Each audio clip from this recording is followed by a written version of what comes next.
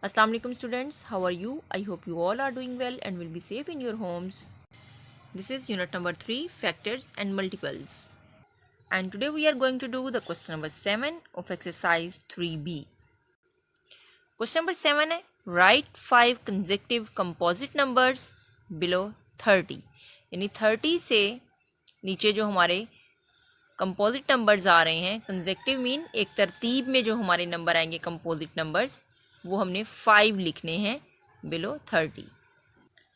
5 consecutive composite numbers below 30 वो कौन कौन से हैं? 24, 25, 26, 27, 28.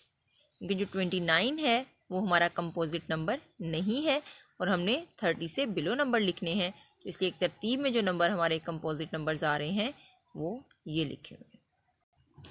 नेक्स्ट हमारे पास question number 8, right 7 consecutive composite numbers just below 100.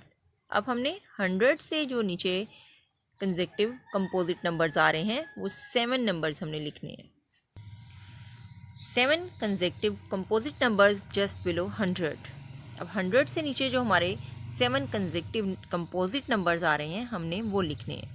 तो वो नंबर हमारे कौन से हैं?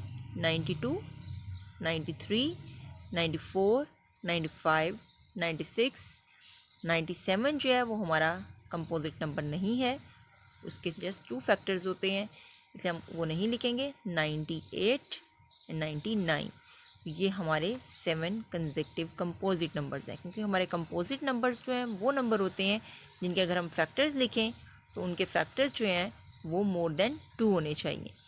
जिनके 2 फैक्टर्स होते हैं वो प्राइम नंबर्स होते हैं. तो ये हमारे नंबर्स हैं जो कि कंसेक्टिव कंपोजिट नंबर्स हैं. नेक्स्ट क्वेश्चन हमारे पास, find an odd number the reflection of which is even. यानी हमने ऐसा एक ऑड नंबर बताना है कि अगर हम उसका रिफ्लेक्शन देखें तो वो हमें जो नंबर शो हो वो इवन नंबर होना चाहिए. 81 is an odd number and it's reflection is 18 which is an even number. अगर हम किसी पेज के ऊपर आप 81 नंबर लिखें और इसका रिफ्लेक्शन देखें मिरर में, तो जब आप मिरर में उसका रिफ्लेक्शन देखेंगे तो वो आपको 18 लिखा हुआ नज़र आएगा. 81 की बजाय 18 नज़र आएगा. तो 81 हमारा ऑड नंबर है और इसका जो रिफ्लेक्शन शो होता है वो 18 आता है जो कि एक इवन नंबर है. नेक्स्ट क्वेश्चन है question number 10, find an even number the reflection of which is even. हमने एक ऐसा इवन नंबर बताना है कि जिसका हम रिफ्लेक्शन भी लें तो वो भी हमें इवन नंबर ही शो हो. तो वो नंबर हमारे पास कौन से हैं?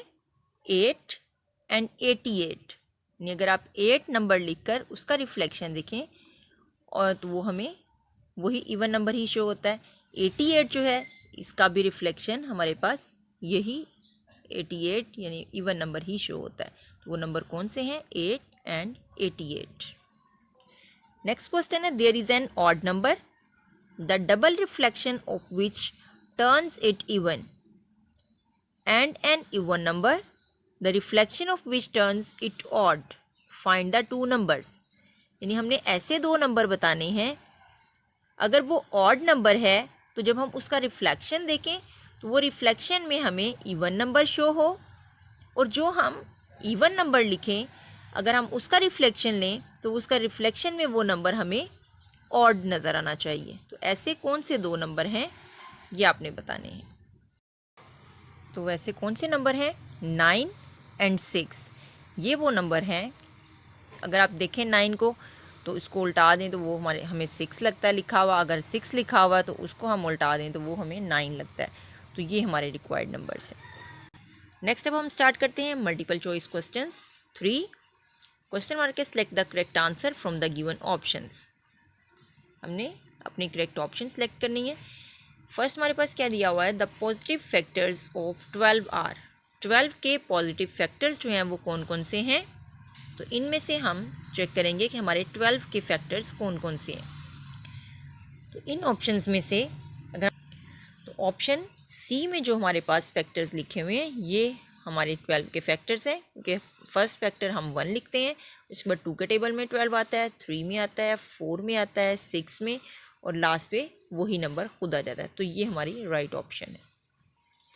And second है evaluate 2 + 7 × 9।